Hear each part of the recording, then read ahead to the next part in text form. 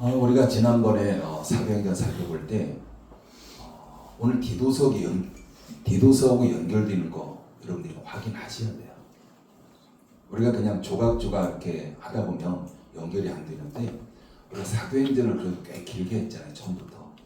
그러다 보니까 사도행전을 기반으로 해서 오늘부터 이렇게 묵상이 되어지는 디도서 같은 경우도 그 사도행전 우리가 살펴봤던 그런 내용 가운데 다 나오는 것들입니다. 바울이 디도를 그레데 남겨둔 이유 이렇게 말씀하고 있는 이런 부분들 보면은 우리가 이제 어찌 보면 사도행전을 처음부터 더 끝까지 이렇게 살펴보면서 그런 유익한 것들이 참 많은 거 우리가 볼 수가 있습니다. 그래서 우리가 출애굽기도 마찬가지로 우리가 1장부터 살펴보고 있지만 우리가 조각조각 하나의 어떤 이야기로 우리가 알고 있는 것이 아니라 조각조각 알고 있던 이야기들을 하나로 연결해 가지고 그 연결성 가운데 하나님 우리에게 어떤 메시지를 주고자 하실까라는 큰 그림들을 여러분들이 찾아보셨으면 좋겠습니다. 우리가 이제 지난주 살펴봤던 걸 보면은 모세는 갈대 상지에 담겨져서 나일강이 띄워질 수밖에 없었습니다. 그런데 하나님의 그 섭리 가운데 바로의 공주를 만나게 하셨고, 그런데 바로의 공주가 애굽인이 아닌 히브리인이었지만 그 아이를 데려다가 키울 수 있는 이런 섭리를 함께 베풀어 주신 거예요. 그냥 우리가 이런 부분들을 그냥 우연이다라고 한다면 그것은 우리가 신앙의 어떤 생각과는 전혀 맞지 않습니다. 세상 사람들은 하나님을 믿지 않기 때문에 일어나는 일들, 좀 희귀한 일들, 이런 것들을 그냥 우연이다라고 이야기합니다. 그러나 하나님 앞에서는 우연이라는 절대 존재하지 않습니다. 하나님께서 우주 만물을 창조하셨고 지금 되어진 섭리하고 계시고 우리가 큰 그림 가운데서는 하나님의 섭리 가운데 이루어지고 있는 걸 볼 수가 있습니다. 물론 우리가 그 섭리를 거역하고 우리가 하나님 뜻과 반대되는 이런 삶을 우리가 갈 수는 있어요. 우리에게 자유의지가 있기 때문에. 그러나 큰 그림 가운데서 결국은 하나님의 그 섭리 가운데 이루어질 수밖에 없다라는 걸 우리가 알게 됩니다. 그러면서 모세는 바로의 공주의 입양이 되면서 그의 아들로서 왕궁에서 살아가게 됩니다. 그 왕궁에서의 삶이 약 40년이에요. 결코 짧지 않습니다. 그래서 지금까지 하나님께서는 모세로 하여금 왕궁의 40년 동안에 당대의 최고의 좋은 조건 속에서 당대 최고의 그런 학문을 교육을 받게 하신 겁니다. 그런데 어느 순간인가 우리가 알 수 없어요, 정확하게. 그러나 모세는 왕궁에서 40년을 살아가면서 어느 때부터인가 자신의 정체성을 분명히 깨닫기 시작하는 거죠. 그러면서 하루는 왕궁 밖으로 모세가 나가게 됐습니다. 근데 왕궁 밖에 나가는데 애굽인과 히브리인이 서로 싸우는 그런 장면을 목격하게 됐고, 그럼에도 불구하고 모세는 애굽인으로 살아감에도 불구하고 히브리인 편에 서서 애굽인을 쳐서 죽입니다. 그리고 그 애굽인을 그냥 모래 속에 그냥 묻어버리는 거죠. 지금 히브리인은 노예의 신분이잖아요. 지금 모세는 그리고 왕궁에서 애굽의 왕자로서 살아가는 겁니다. 여러분 이 당시 보면 모세는 문제만 일으키지 않으면 바로가 될 수 있는 거예요. 왕이 될 수 있습니다. 그 당시에 최고의 실세가 바로 바로의 공주거든요. 근데 바로의 공주에게는 친아들이 없습니다. 그렇기 때문에 지금 모세를 양자 삼아서 지금 키우고 있는 것이었고 최고의 실제의 아들로서 있다는 것은 그냥 왕이 될 수 있는 바로 그런 모습이 지금 모세의 그런 신분인 거죠. 그럼에도 불구하고 그는 애굽인 편을 드는 것이 아니라 히브리인 편을 들으면서 애굽인을 쳐서 살해하고 모래에 굽는 바로 이런 일들을 했습니다. 여러분 생각해 보십시오. 그럼 모세가 왜 그렇게 했을까? 모세가 몰라서 그랬을까요? 그냥 가만히만 있으면 문제만 일으키지 않으면 애굽의 왕이 될 수 있다는 거 몰라서 그랬을까요? 지금 모세는 애굽의 왕자입니다. 그렇다면 누가 봐도 모세는 애굽인 편에 서야 되는 거예요. 지금 히브리인은 노예잖아요. 본토인 애굽인 그들과 그 노예와의 싸움에, 그 당시 노예는 별로 인간 취급받지 못했던 그런 시대였습니다. 그렇기 때문에 잘잘못을 따져서 애굽인이 정말 잘못했고 히브리인이 잘했다고 할지라도 결코 히브리인이 환영받을 수 없는 것. 히브리인이 잘했다고 해도 당연히 노예가 본토민과 싸웠다는 것, 그것은 있을 수 없는 바로 그런 일이었습니다. 그럼에도 불구하고 모세는 히브리인 편에 선 거예요. 히브리인 편에 섰다는 것은 나일강에 빠져서 죽을 수밖에 없는 그 자신을 건져주시고 40년 동안 키워주시고 그를 왕으로 삼으려고 하는 그런 바로의 공주, 바로 그를 배신하는 바로 그런 행위입니다. 그 배은망덕한 거잖아요. 근데 모세는 이런 사실 아랑곳하지 아니하고 그냥 히브리인 편에 섭니다. 뿐만 아니라 애굽인을 살해했다는 것은 바로 그것은 고의적인 그런 범죄를 저지르고 있는 바로 그런 모습이죠. 그냥 죽인 정도가 아니라 죽이고 아무도 모르게 그냥 모래 속에 묻어버린 겁니다. 그러니까 고의적인 거죠. 이런 일들은 지금 모세가 스스로 자신의 위기를 자초하고 있는 바로 그런 모습입니다. 여러분, 히브리인들 편에 섰을 때 히브리인들 입장에서 모세가 어땠을까요? 굉장히 고맙죠. 그럼 싸움 가운데서 당연히 애굽의 왕자가 애굽 편에 들지 않냐고 히브리인 편에 들었다는 거, 고마울 수밖에 없습니다. 그리고 이 일이 있고 난 후에 얼마 지나지 않아서 모세는 다시 나갔을 때 히브리인들끼리 싸우는 장면을 목격하게 됩니다. 13절 14절 읽어볼까요? 같이 읽습니다. 시작. 이튿날 다시 나가니 두 히브리 사람이 서로 싸우는지라. 그 잘못한 사람에게 이르되 내가 어찌하여 동포를 치느냐 하매 그가 이르되 누가 너를 우리를 다스리는 자와 재판관으로 삼았느냐. 내가 애굽 사람을 죽인 것처럼 나도 죽이려느냐. 모세가 두려워하여 이르되 일이 탈로 되었도다. 지금 모세는 같은 민족끼리 싸우는 것이 옳지 않다는 거죠. 그러면서 그들의 싸움을 말렸습니다. 그런데 자신들을 위해서 위기에서 구원해 준 모세를 향해서 그 히브리인들이 거세게 항의하고 있는 거죠. 누가 너를 우리를 다스리는 재판관으로 삼았느냐? 내가 애굽 사람을 죽인 것처럼 우리도 죽이려느냐? 지금 항의하고 있는 거예요. 고마움이나 감사하는 마음이 전혀 없습니다. 그래서 결국 이로 인해서 모세가 한 행동들이 애굽 사람에게는 살인자가 되고요, 히브리인들에게는 불편한 존재가 된 거예요. 누구에게도 환영받지 못하는 그런 모세가 된 거죠. 여러분, 15절 말씀 읽습니다. 시작. 바로가 이 일을 듣고 모세를 죽이고자 하여 찾는지라. 모세가 바로의 낯을 피하여 미디안 땅에 머물며 하루는 우물 곁에 앉았더라. 여러분, 모세가 왜 이런 일들을 자초했을까요? 그냥 가만히만 있으면 돼요.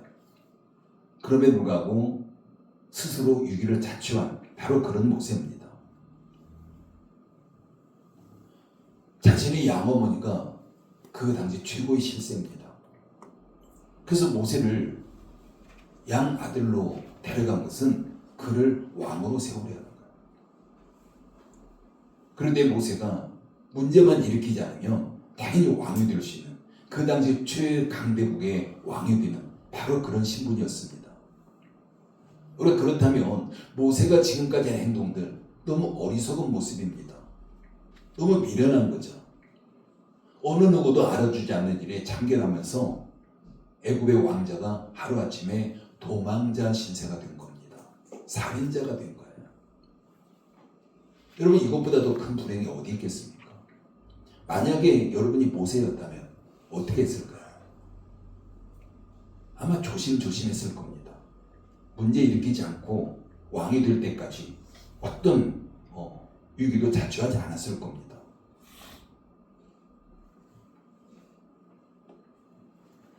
우리가 그렇다면 지금까지 그런 이야기들을 여러분 다시 한번 정리해 보십시오. 모세의 이 이야기가 지금 출애굽기에 나오고 있습니다. 출애굽기는 하나님의 말씀이잖아요. 성경은 하나님의 말씀입니다. 하나님이 직접 우리에게 하시는 말씀이에요. 그럼 오늘 모세의 이야기를 하나님께 우리에게 직접 지금 하고 계시는 겁니다. 그렇다면 하나님께서는 모세의 이야기를 통해서 우리에게 어떤 말씀을 하실까라는 거죠. 여러분 하나님께서 어떤 말씀 하실까요?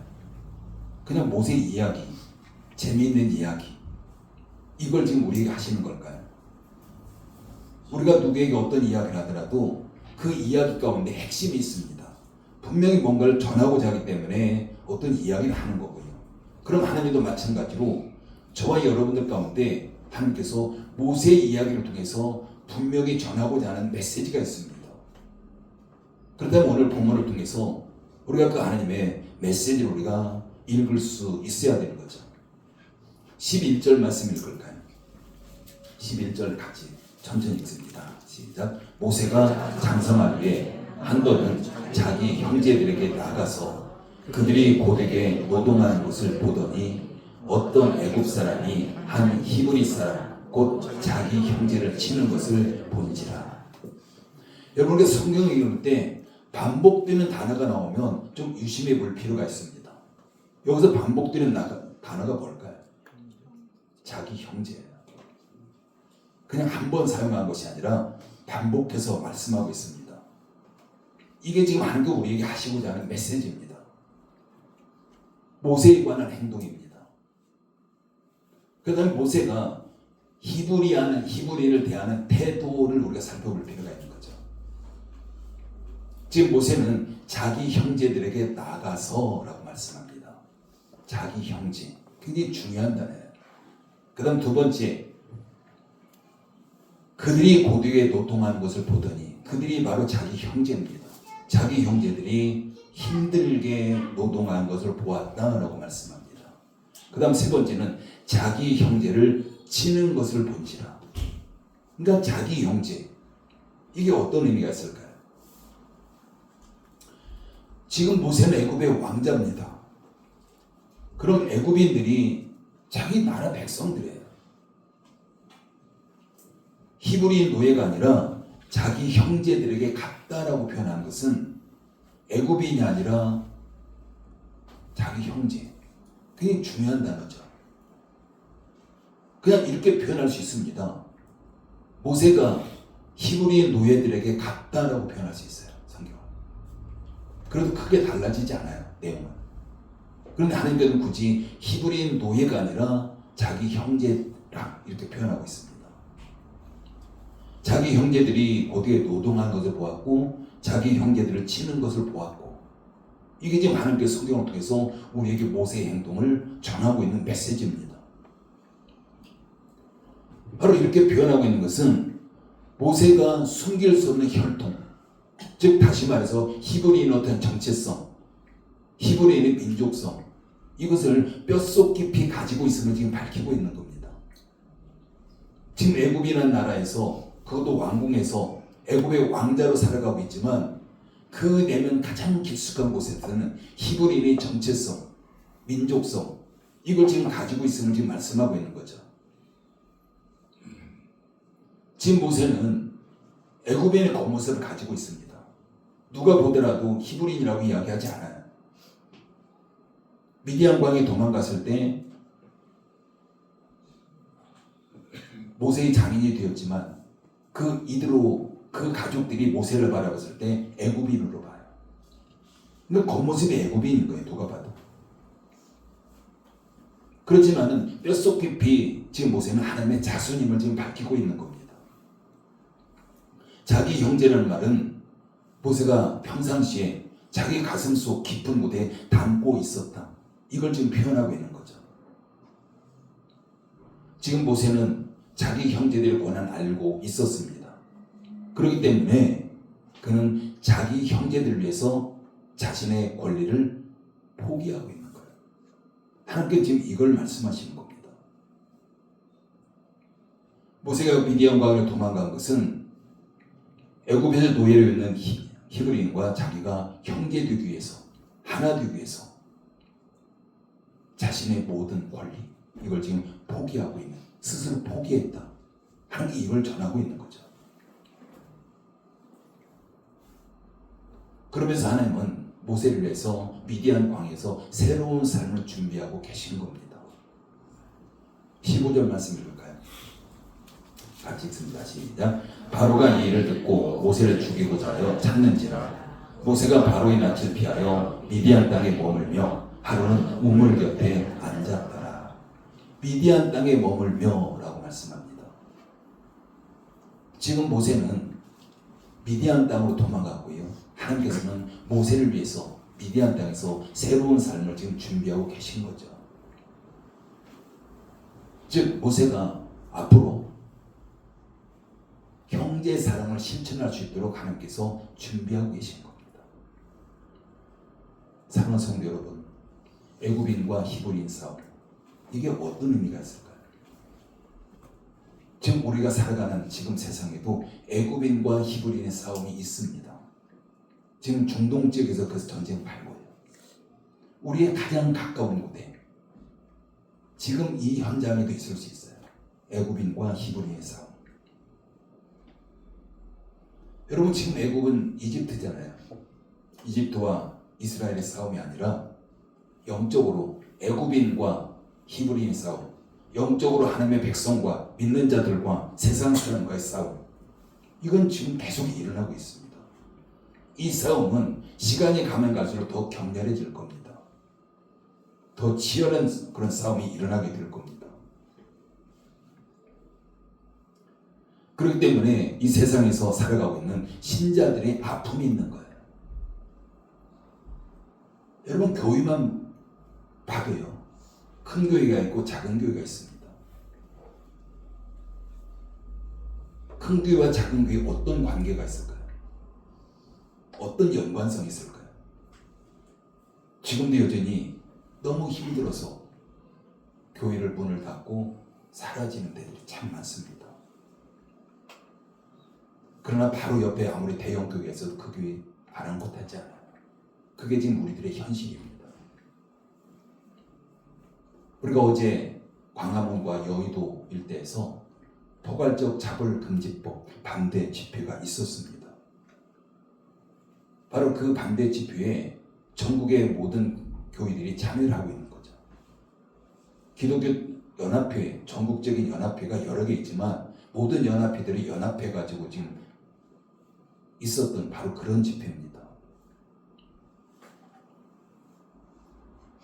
이와 같은 것들은 지금 차별금지법 너무 좋아요. 타이틀은 차별하면 안 된다, 누구도 차별받으면 안 된다는 거죠. 근데 그 가운데 독소 조항이 너무나도 많은 겁니다. 여러분 기독교와 이슬람 했을 때 우리나라에서 기독교는요 엄청나게 큰 단체입니다. 이슬람은 굉장히 소수예요. 그러면 그 차별금지법 가운데 포함된 것들이 이슬람은 보호해야 되고 기독교는 보호하지 않습니다. 소수를 위해서 다수가 희생해야 돼요.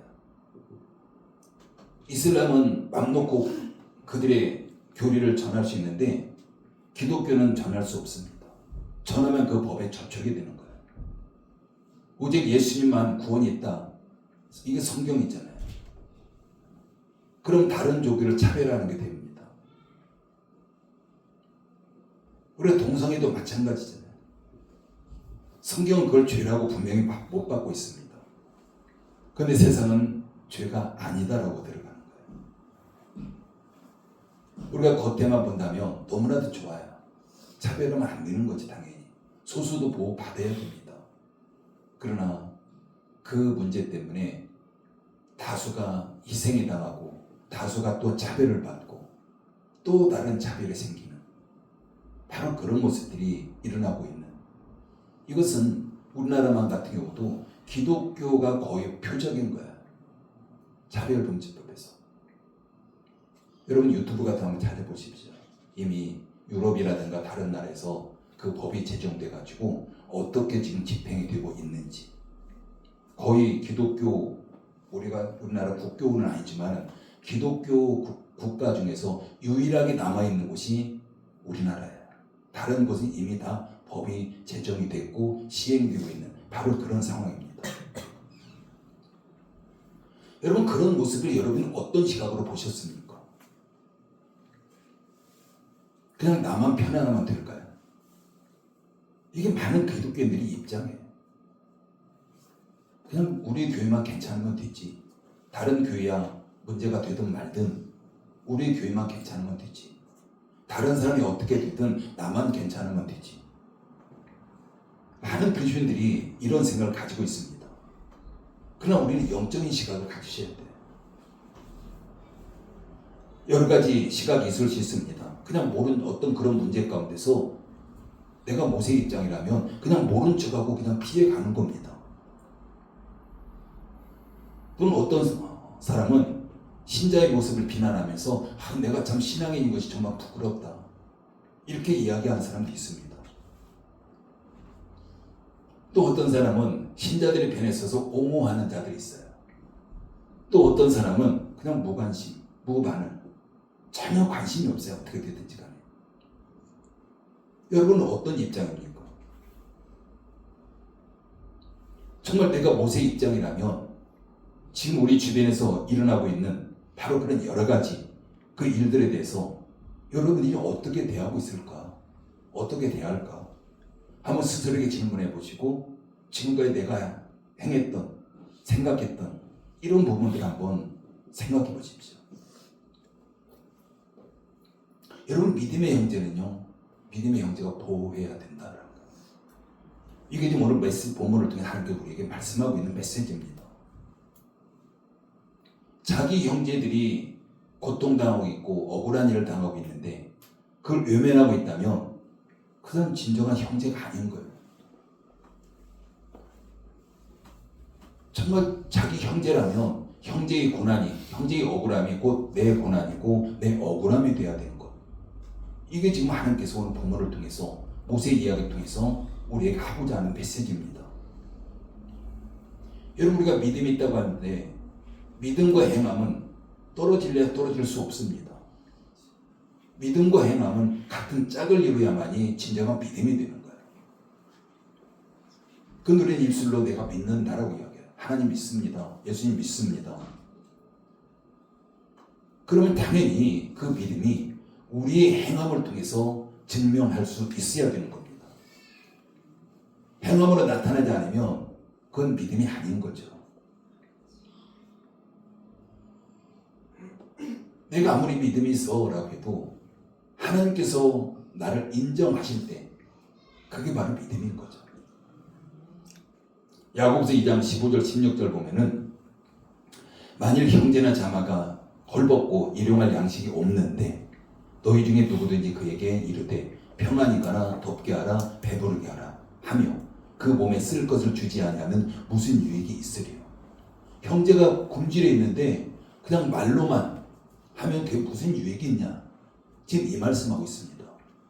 정말 굶주린 자에게 우리 행함, 먹을 걸 줘야 되고, 이게 바로 믿음이라는 거죠. 형제의 어려움을 외면하면 안 된다라고 지금 말씀하고 있습니다. 형제의 어려움을 적극적으로 도와줘야 된다. 여러분, 모세는 가만히 있으면 그 왕이 되는 겁니다. 최고의 권력자가 돼요. 그럼에도 불구하고 형제의 그런 억울함, 형제의 어려움, 이걸 외면하지 아니하고 자기 그 대단한 그런 권력을 다 포기하면서 그 형제 편에서는, 이게 바로 지금 모세의 이야기예요.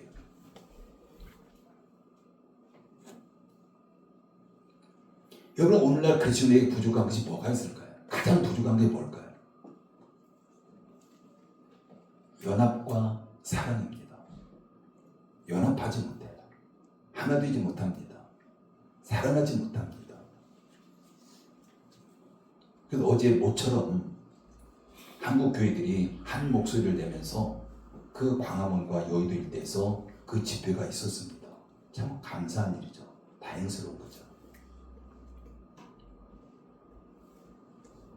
요한일서 4장 16절에 보면 하나님은 사랑이시다라고 말씀합니다. 하나님은 사랑이십니다. 그럼 우리가 하나님을 믿는 것은 사랑을 믿는 거예요. 그런데 우리가 사랑을 믿는데 우리에게 사랑이 나타나지 않는다고 했을 때 우리가 사랑을 믿는 게 아니다라는 거죠.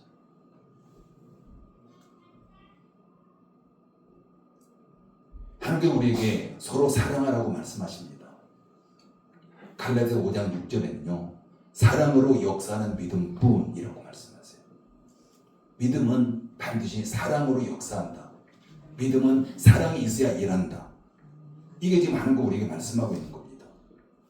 그럼 우리가 아무리 예배를 드리고 하나님을 찬송하고 기도하고 우리가 믿음의 이런 요소들이 있다고 할지라도 거기에 사랑이 빠지면 우리의 기도는 역사하지 않는 겁니다.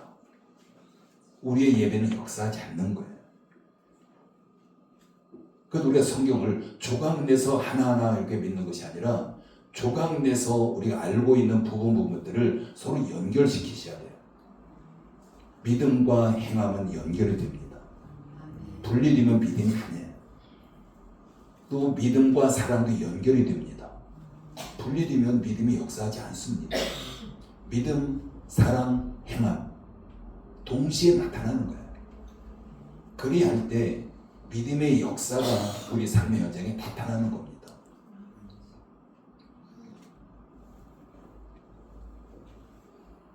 그래서 우리의 믿음이라는 것은 반드시 사랑으로 연결되어야 되고 행함으로 연결이 되어야 됨을 믿습니다.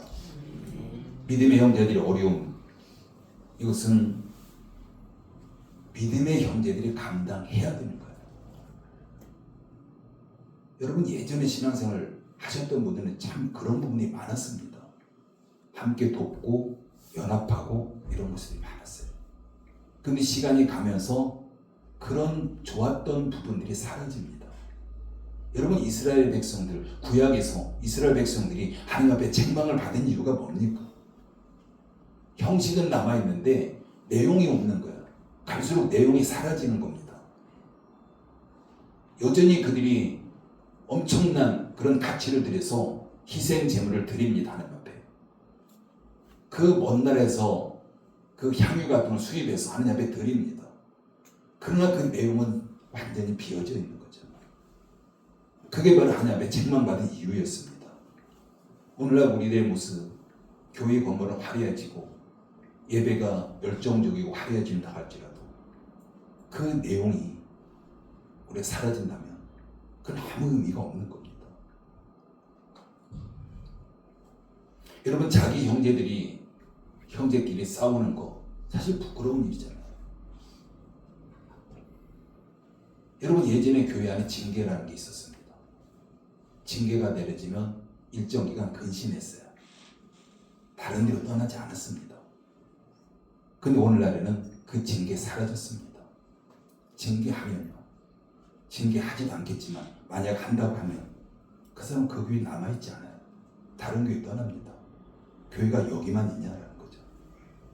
그럼 또 다른 교회에서는 굉장히 환영하면서 받아줍니다. 예전에는 다 교적으로 뛰어갔습니다.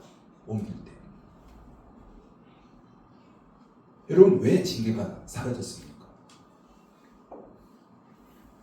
그 징계를 해도 따르지 않기 때문에. 그래서 교회 안에 문제가 생기면 그 교회 스스로 해결하지 못합니다. 교회들끼리 마찬가지예요. 그러면서 세상 법정으로 끌고 가는 거죠. 세상 법정의 판단을 받겠다는 겁니다. 여러분 이 부분에 성경은 뭐라고 말씀합니까? 고린도전서 6장에 보면 이 부분에 대해 명확하게 말씀하고 있습니다. 성도가 세상을 판단하는 자라고 말씀합니다. 성도가 세상을 판단하는 자예요. 그런데 어떻게 성도가 세상의 판단을 받고자 하느냐? 이것은 부끄러운 일이다. 분명히 말씀하고 있습니다. 그러면서 바울이 결론 내리는 거 그냥 손해 봐라. 세상의 판단을 받지 말고. 이게 지금 고린도전서 6장의 소리가 말씀하고 있는 겁니다. 그런데 손해 보지 않으려고 하니까 세상 법정으로 끌고 가는 것이고 세상 법정의 판단을 받는 것이고 이것은 부끄러운 일이다 라고 우리에게 말씀하고 있는 거죠. 시편 133편 1절에서 보라 형제가 연합하여 동거하며 어찌길 선하고 아름다운고. 하나님이 감동하신 부분이에요. 하나님께서 감동하실 때는 형제가 연합하는 겁니다. 서로 사랑하는 겁니다. 그 순간 하나님이 너무 기뻐하시는 거죠. 그러면서 그 모습 가운데 그 자리에 하나님께서 복을 명령하셨다라고 말씀하는 겁니다.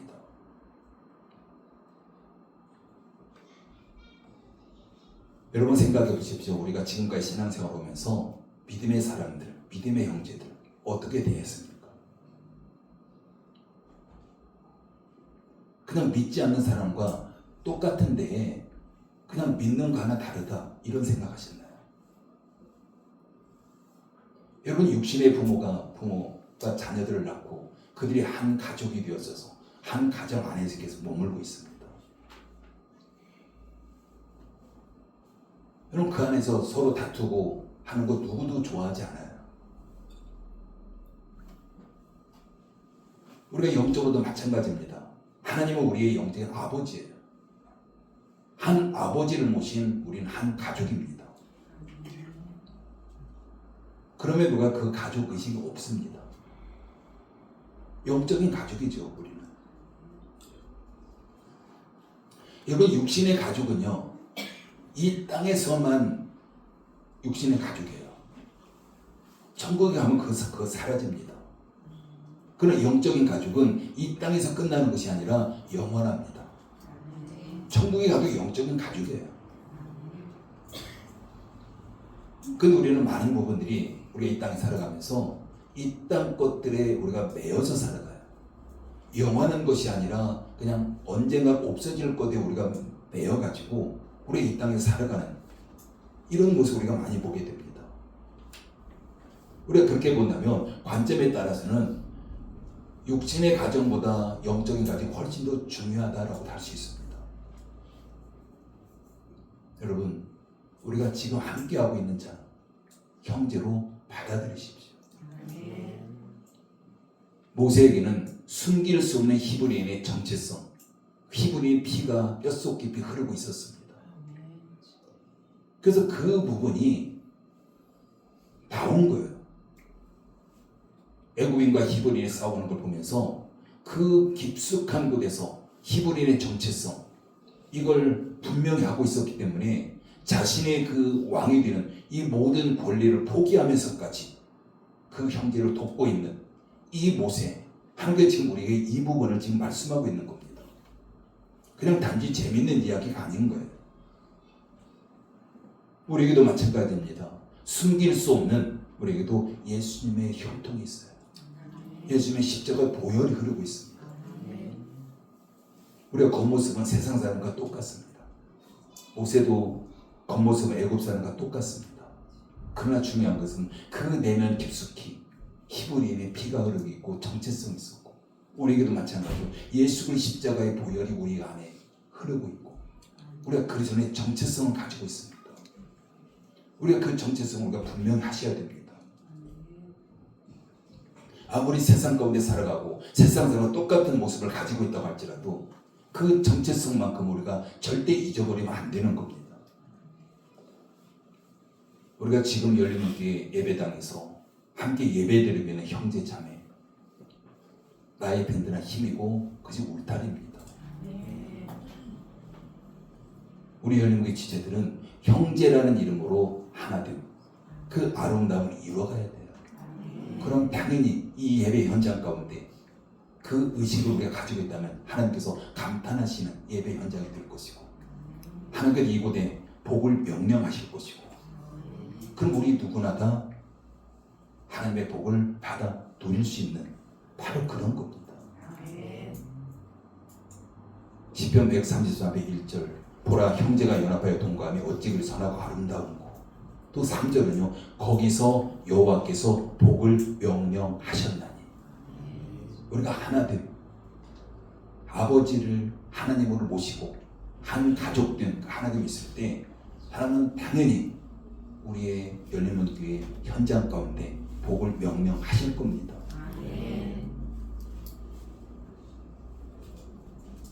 우리가 이것이 가장 쉬운 거 아닌가요? 우리가 기도하는 거 그냥 내가 필요하기 때문에 기도하는 이런 모습이 많아요. 근데 기도는 반드시 하나님의 약속을 붙들고 기도하셔야 됩니다. 이게 바로 하나님의 약속이에요. 우리가 하나 될 때 하나님은 반드시 그것의 복을 명령하실 것이다. 명령하신다. 이 약속, 우리가 이걸 붙잡고 우리가 기도해야 됩니다. 그러면 우리가 연합하지 아니하고 약속만 붙들고 기도하는 이런 사람은 없을 거예요. 우리가 이 기도하려면 당연히 우리가 서로 연합해서 하나님 앞에 약속 붙들고 기도하면 하나님은 우리가 신실한 하나님이라는 걸 알고 반드시 우리의 기도를 들으시는 분임을 알고 그럼 당연히 우리에게 가운데 복을 명령하셔서 우리의 기도가 반드시 응답이 될 줄 믿습니다. 이것은 우리가 열린문교회 안에서만이 아니라 열린문교회가 또 다른 지역교회와 그러니까 제가 지난 한 주간에 태국에 갔다 왔지만 우리가 알지 못하는 사람들이에요. 우리 육신적 우리 민족이 아닙니다. 그러나 그들과도 연합해서 서로 하나 되고 이렇게 되어질 때 바로 하나님의 은혜가 우리에게 풍성히 넘칠 것이고 우리가 하나님의 복으로 또 풍성한 그런 삶이 이루어질 줄 믿습니다. 그래서 중요한 것은 기독교는요 이타적인 종교예요. 하나님께서 절대적으로 어떤 이익을 취하기 위해서 하시는 건 없습니다. 우리가 할 수 없기 때문에 하나님은 예수를 보내셨고 심지어는 예수님의 고난 가운데 겪으면서 십자가에서 돌아가셨고 그것은 순전히 우리가 어떤 걸 요구하지 않습니다.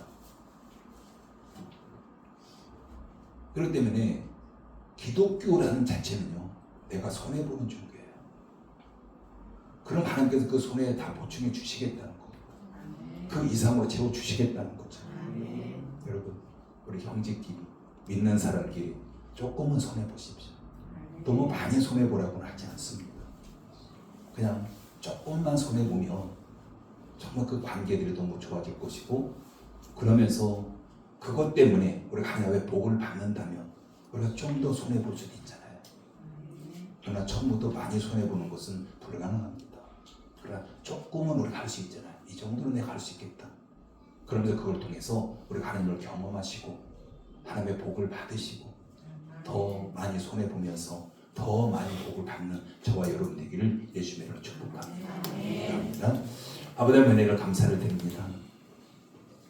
모세 이야기를 통해서 우리에게 하나님께서 분명한 메시지가 있습니다. 모세는 왕자의 신분이었지만 그 왕자의 신분을 버리면서까지 자기 동족을 향한 그 사랑으로 함께 했던 걸 보게 됩니다. 그러나 우리는 나만 잘 되면 되지라는 생각 때문에 내가 손해보려고 하지 않았고 하나 되는데 많은 걸림돌이 되었습니다. 그러나 이제 하나님 조금은 손해보겠습니다. 그러나 그 조금의 손해볼 때 하나님께서 우리를 채워주시고 하나님을 경험하는 시간 되게 하여 주셔서 우리가 더 온전하고 나갈 수 있도록 아버지 하나님 역사해 주시옵소서. 예수님의 이름으로 기도드립니다. 아멘. 예, 준비한 예물을 올려드리면